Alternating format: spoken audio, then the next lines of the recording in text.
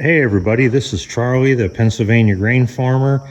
It is Thursday, August the 11th here in sunny western Pennsylvania. I'm coming to you from the red shed.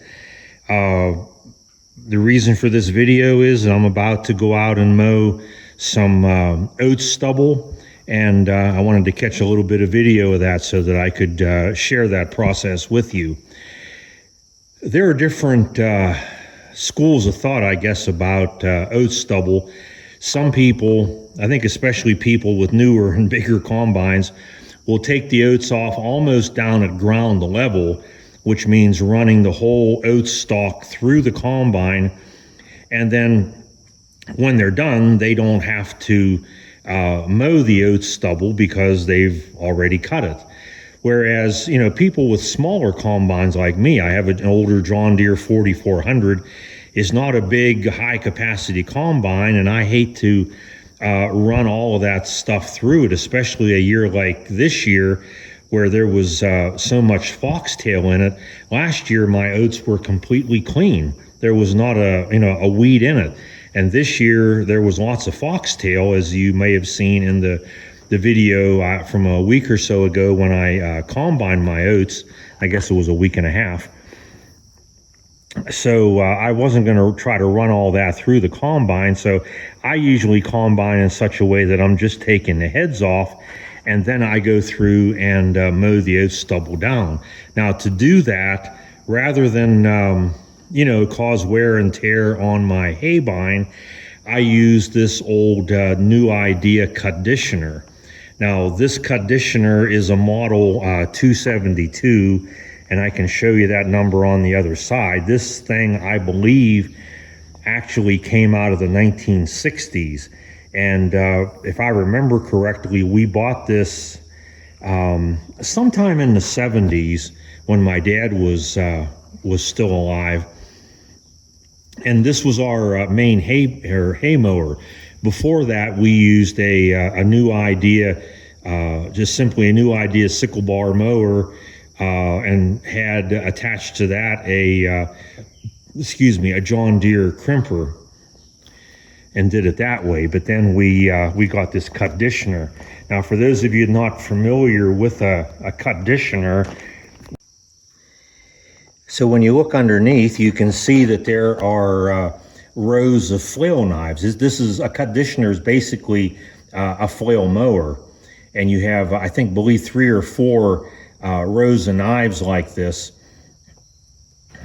okay, that do the cutting, and they're sharpened just simply by really the best way is to take them off. Each row is on a shaft. You can take the shaft out, drop those knives out, sharpen them, and then put them back. Or if you're really lazy, you can crawl underneath and try to put a straight edge on them with the grinder without taking them off. If you look in the back of the Cutditioner, you notice that you have a means on each side of determining how wide your swath is going to be whenever you're done, how big your windrow is. And I have mine, you can see right here and right here, I have mine set to be about as wide as possible, but you notice that there's also a roller under there. So when the hay or whatever crop is cut, it goes up and over that roll, and the roller pushes down any stubble, and then the hay or whatever you're cutting falls down on top of that. And you'll notice over here, I told you that I'd show you that it is a 272.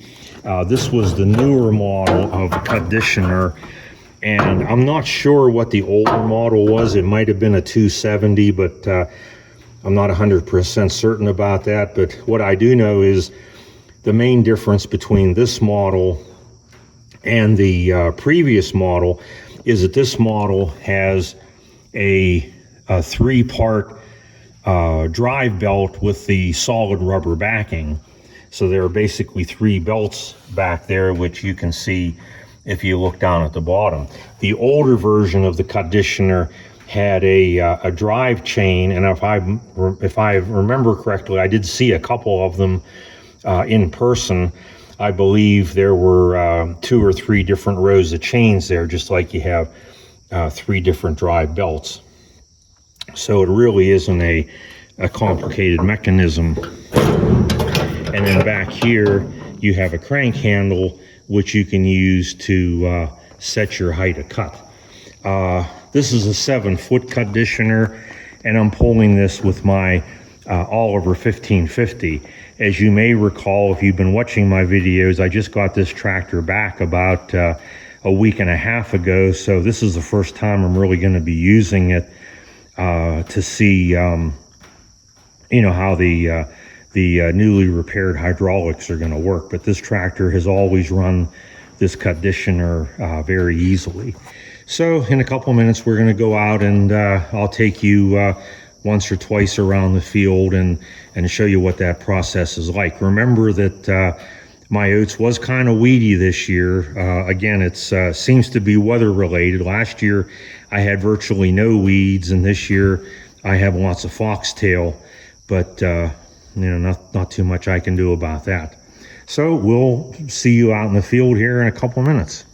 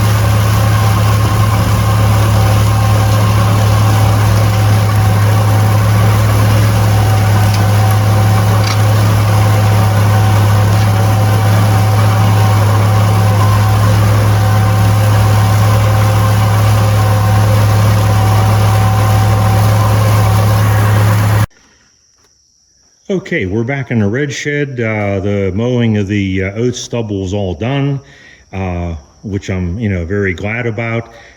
This is a Thursday. Tomorrow I'm probably going to go out and run the tedder over it because while I was out there mowing, I ended up getting caught in a rainstorm. The local weather services said, oh, we might have a passing sprinkle as the day goes on. Well, we had about a half hour or 45-minute rain, and at times it was, fairly hard. As it started to rain, I stopped the tractor at the end of the field and got into the woods, and that helped me for a little while. But as the rain went on, I ended up getting pretty wet, and then I went out and I only had one more time around the field to go, so I went out and finished that. But in any event, tomorrow I'm going to probably later in the day run the tedder through that oat stubble or straw and get it lifted up because there are weeds in it. There's clover in it. The clover basically, if you looked at the video, you could see the color of the straw in the parts that I mowed, but there is some clover and foxtail in it. The clover will pretty much shrink up into nothing as it dries. So I'm going to run the tedder over it just to make sure that it dries well. We're supposed to have nice weather tomorrow, which is Friday, and also on Saturday. And Saturday I have something else that I have to take care of. So probably I'll be baling this on Sunday, and I'll try to get some video of that. So at this point, I'm going to end this video. I hope you enjoyed it. Seeing another part of the process that we as farmers have to go through in the summertime, those of us that raise crops like oats. So I hope you enjoyed it. If you did, I hope you'll hit the like button and subscribe. And if you've already subscribed, I appreciate that very much. So for now, this is Charlie, the Pennsylvania grain farmer, saying, see you next time.